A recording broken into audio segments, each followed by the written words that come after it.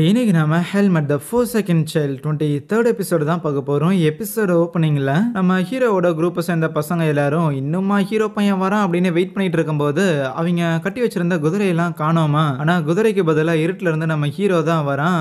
Hero கிட்ட இந்த விஷயத்தெல்லாம் சொல்லும் போது ரைட் பிரச்சனைங்கிறது சீரியஸ் ஆகுது. இனிமேலும் இந்த அசாசின் மேட்டரை சொல்லாம இருந்தோம்னா இவங்களோட உயிருக்கு தான் ஆபத்துன்னு எல்லாத்தையுமே உட்காந்து விலாவரியா விளக்குறான். என்னுடைய அகாடமில சேர்றதுக்கு முன்னாடியே ஒரு மிஷினரியா இருந்து பிளாக் ஹாக்கை சேர்ந்த ஆளுங்களையே கொலை பண்ணியிருக்கீங்கன்னா இப்ப புரியுது எங்களை விட நீ ஏன் ஸ்ட்ராங்கா இருக்கிற அப்படின்னு அந்த பசங்க சொல்லி ஆச்சரியப்படக்குள்ள ஆஹா கொலை பண்ணாங்கிற மேட்டரை சொல்லியிருந்திருக்க வேண்டாமோ அப்படின்னு நினைப்பான். ஆனா இப்ப திடீர்னு காட்டுக்குள்ள ஏதோ சத்தம் கேட்குமா. என்னன்னு பார்த்தா அது அவங்க குதிரை தான். சரின்னு அதுல ஒரு பையன் வேகமா அந்த குதிரை கிட்ட போகும்போது டக்குன்னு அந்த இடத்துல ஒரு ஸ்மோக் பாம் வந்து விழுகுது. அந்த ஸ்மோக் பாம் வெடிச்சு புகையெல்லாம் போனதுக்கு அப்புறம் பார்த்தா அவங்க கூட இருந்த டைனோ அப்படிங்கிற ஒரு பையனை காணோம். டெஃபினட்டா அந்த பையனை கடத்திட்டு போயிருக்கான் அப்படின்னு தெரிய வந்துருச்சு. இப்ப என்ன பண்றதுன்னு புரியாம கொஞ்ச நேரம் அவங்க கேம்ப்லயே வெயிட் பண்ணிக்கிட்டு இருப்பாங்க. ஏன்னா எங்க போய் தேடுறது. அப்படி இருக்கும்போது ஒரு அம்பு அவங்க இருக்கிற இடத்துல வந்து விழுகுமா. அதுல ஒரு பவுச் ஒன்று இருக்கும். அதுக்குள்ள கடத்தி கொண்டு போன அந்த டைனோ பையனோட விரலை வெட்டி கொடுத்துருப்பான். கூடவே அதுல ஒரு மேப்பும் இருக்கும். சரின்னு ஹீரோவும் ஓகே அந்த டைனோவை எங்க கடத்தி வச்சிருக்காங்களோ அந்த இடம் தான் நினைக்கிறேன், நான் போய் அவனை காப்பாத்தி கூட்டிட்டு வரேன், அது வரைக்கும் நீங்க இங்க சேஃபா இருங்கன்னு சொன்னதுக்கு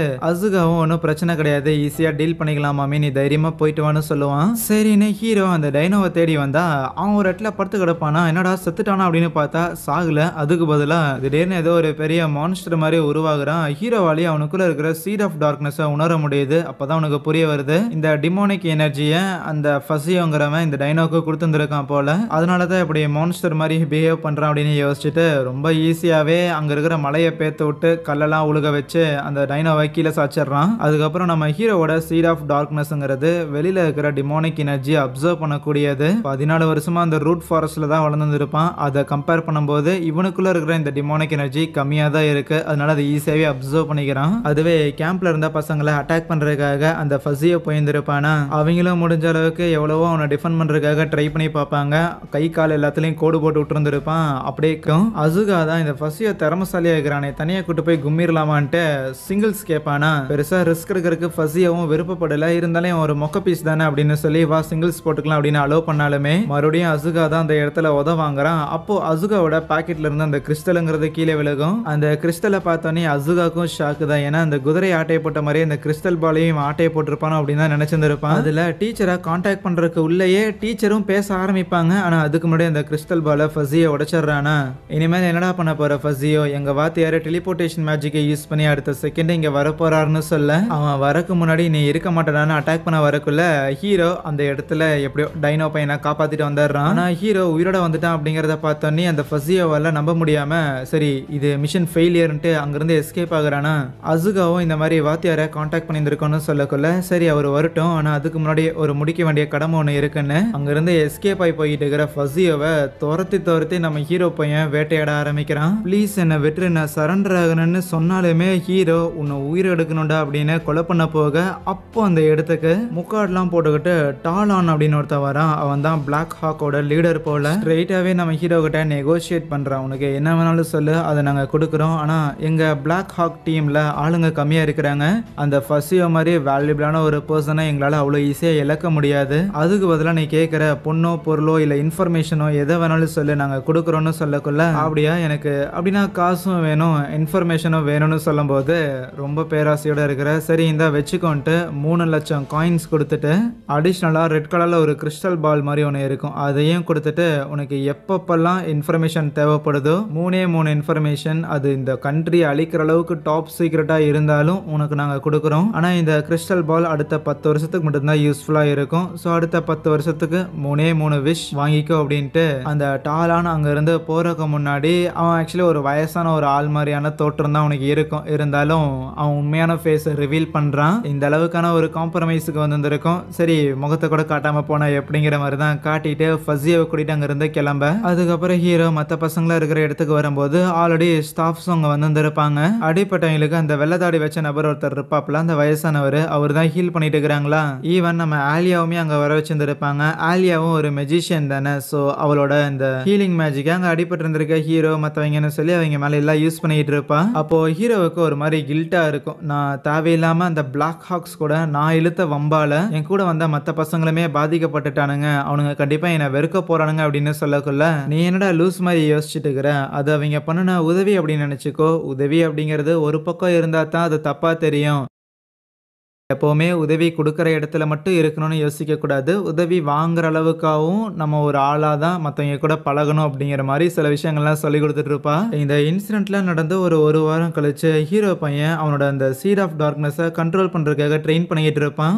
அந்த டிமோனிக் எனர்ஜிய அப்சர்வ் பண்ண காரணத்தால கொஞ்சம் அந்த சீட் ஆஃப் டார்க்னஸ்ங்கிறது ஆக்டிவா இருக்கு. அதுக்கப்புறம் ஈத்தன் நம்ம ஹீரோவ மீட் பண்றதுக்காக கூப்பிட்டு வந்திருக்காரு. கூப்பிட்டு இப்படி ஒரு வாரத்துக்கு முன்னாடி இந்த சம்பவம்லாம் ஆச்சுல்ல. இப்படி ஒரு அசாசினே நீ மட்டை பண்ணியிருக்குங்கிற விஷயம் தெரிஞ்சா டாரன் கண்டிப்பா உன்னை பாராட்டுவாரு அப்படின்லாம் சொல்லி முடிச்சுட்டு இப்போ எக்ஸாம்ஸ் எல்லாம் நடந்து முடிஞ்சதுக்கு அப்புறம் ஒரு பிரேக் ஒன்று கிடைக்கும்ல, லீவ் ஒன்று கிடைக்கும். அதுல நீ என்ன பண்ணலான்னு இருக்கிறேன்னு கேட்டா தெரியல, அப்படியே சும்மா டிராவல் பண்ணிட்டு ஏதாவது கிடைக்கிற மிஷினரி வேலைக்கு இது பண்ணலான்னு சொல்லக்குள்ள ஓ அப்படியா, அப்படின்னா எனக்கு தெரிஞ்ச ஒரு டவுன்ல இந்த மாதிரி லீவ் டைம்ல சண்டை போடுற காம்படிஷனுங்கிறத வைக்கிறாங்க. நீ வேணும்னா அந்த இடத்துக்கு போய் நீ எவ்வளவு திறமைசாலியா இருக்குங்கிறத சண்டை போட்டு பாரு. அந்த ஊரு கொஞ்சம் ஸ்பெஷலான ஊரு வேற, ஏன்னா டாரன் அந்த ஊர்ல தான் பிறந்து வளர்ந்தாராமாங்கிற விஷயத்தையும் சொல்லுவான். அதுக்கப்புறம் இவங்களுக்கு பிராக்டிகல் எக்ஸாம்லாம் நடக்குமா. இந்த தடவை பார்த்தா மான்ஸ்டர்ஸ் கிட்ட இருந்து எப்படி தப்பிப்பீங்க அப்படிங்கிற மாதிரியான ஒரு எக்ஸாமா இருக்கும். அந்த எக்ஸாமை மேஜிக் டிபார்ட்மெண்ட் தான் கண்டக்ட் பண்ணுவாங்க.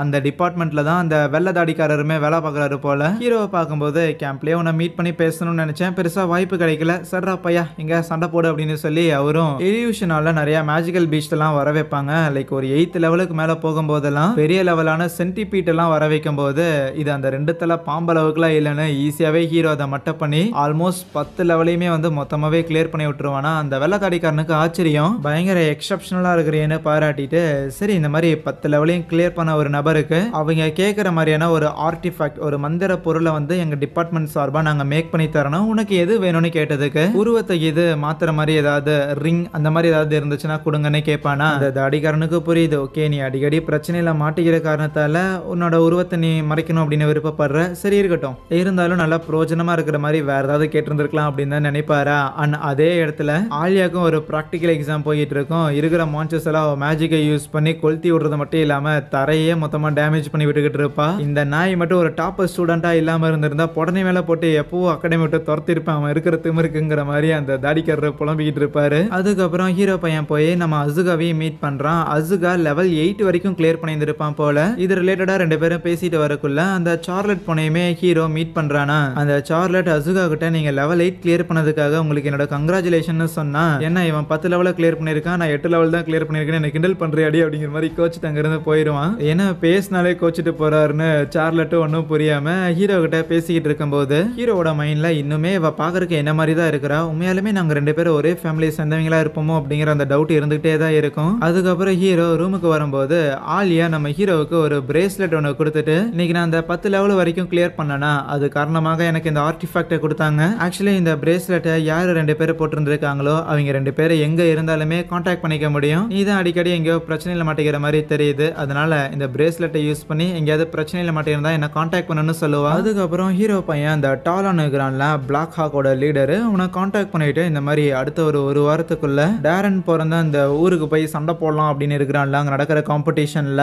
ஸோ அந்த ஊரை பத்தின மொத்த டீட்டெயிலுமே எனக்கு வேணும் அப்படின்னு அவன் கேட்கிறான். ஏன்னா டாரன் அங்கதான் பிறந்து வளர்ந்துருக்கான், பிளஸ் அந்த ஊரோட மிலிட்டரியில அவன் சர்வ் பண்ணிருக்காங்கிற பட்சத்தில் ப்ராபப்ளி நான் இப்போ டாரனோட சோடை எடுத்துட்டு அந்த ஊருக்குள்ள போனேன்னா மேபி என்னை ரெகனைஸ் பண்ண வாய்ப்பு இருக்குது, அந்த ஊர்ல எப்படிப்பட்ட ஆளுங்க, அந்த கிங்டம் எப்படிப்பட்டதுன்னு சொல்லி எல்லா விதமான இன்ஃபர்மேஷனையும் ஹீரோ கேட்கும்போது அந்த டாலானும் ஓகே ஒன்றும் பிரச்சனை இல்லை, 1 வீக்ல நான் எல்லாத்தையுமே உனக்கு அரேஞ்ச் பண்ணி தரேன்னு வாக்கு கொடுக்குறானா. கட் பண்ணா நம்ம ஹீரோ பையன் உருவத்தை மாத்திட்டு மொட்டை வெயில் அது ஏதோ டெசர்ட்டுக்கு நடுவில் இருக்கும் போல அந்த இடமே அந்த கிங்டமே, என்னடா வெயில் இப்படி கொளுத்துதேன்னு செம்ம கான்ல அங்க இருக்கிற ஒரு கடைக்கு போகும்போது அங்க இருக்கிற நபர்கள் வேற வம்புழுக்கிற மாதிரி தெரியுமா, கத்தி எடுத்து கழுத்துக்கிட்டே வச்சுட்டு சும்மா இருங்கடா நானே வெயில்ல மண்டை காஞ்சு வந்திருக்கேன் அப்படிங்கிற மாதிரி டென்ஷன் ஆகிட்டு இருப்பான். ஆனா ஹீரோ இவ்வளவு கோவப்படுறத பார்த்தானே அங்க இருக்கிற ஆளுங்க யாரும் என்னடா பாக்குறதுக்கு ஏதோ பொம்பளை புள்ள மாதிரி இருக்கிற, ஆனா செமையா கோவம் வருது, நல்ல ஸ்வாட் ஸ்கில்ஸ் கூட உனக்கு இருக்குது போலயே அப்படிங்கிற மாதிரிலாம் யோசிச்சுட்டு நம்ம ஹீரோ கிட்ட விடாம பேசிக்கிட்டே இருப்பாங்களா. ஒன்ஸ் அந்த கடையை விட்டு வந்தவனும் எப்பா என்னடா டாரன் இந்த ஊர்ல தான் நீ பிறந்து வளர்ந்தியா, புரியுது வெயில் வேற செம்மையா காட்டுன்னு காட்டுது, இங்க இருக்கிற ஆளுங்களோ பழகுறங்கிற வேணுங்கிற பேரில் காண்டு ஏற்றிக்கிட்டு இருக்கிறானுங்க. இப்போ புரியுது நீ ஏன் எப்போவுமே மூஞ்சியை வரப்பா வச்சிருக்க அப்படின்னு யோசிச்சுட்டு ஸ்டே பண்ணுறதுக்காக அங்கே ஒரு ஹோட்டல் ரூம் புக் பண்ணியிருந்திருப்பான் போல். அங்கே போகும்போது ஆல்ரெடி அங்கே ஏதோ ஒரு பட்லர் ஒருத்தன் இருப்பான். அவன் ஹீரோவுக்கிட்ட இந்த மாதிரி 5வது ஃப்ளோரில் இருக்கிற ஒரு பர்டிகுலர் ரூமை நீங்கள் தான் புக் பண்ணியிருந்திருக்கீங்களா, அப்படி நீங்கள் தான் அதை புக் பண்ணியிருந்திருக்கீங்களா, நீங்கள் வேறு ரூமை புக் பண்ணிக்கிறீங்களா, ஏன்னா என்னோட மாஸ்டருக்கு நீங்கள் சூஸ் பண்ணியிருந்திருக்க அந்த ரூம் தான் வேணும்னு சொல்லக்குள்ள இன்னைக்கு என் பொறுமையை சோதிக்கிறதுக்கு எத்தனை பேராக கிளம்பியிருக்கீங்கன்னு ஹீரோ இன்னும் கடுப்பாக அங்கேயே இந்த ஒரு எபிசோடையை முடிச்சுக்கலாம். எனிவேஸ் கைஸ், வீடியோ பிடிச்சிருந்துச்சுன்னா மறக்காம இந்த வீடியோக்கு லைக் கொடுத்துட்டு இந்த எபிசோடை மிஸ் பண்ணாமல் பார்க்கறதுக்காக சேனலையுமே சப்ஸ்கிரைப் பண்ணி வச்சுக்கோங்க. So thank you.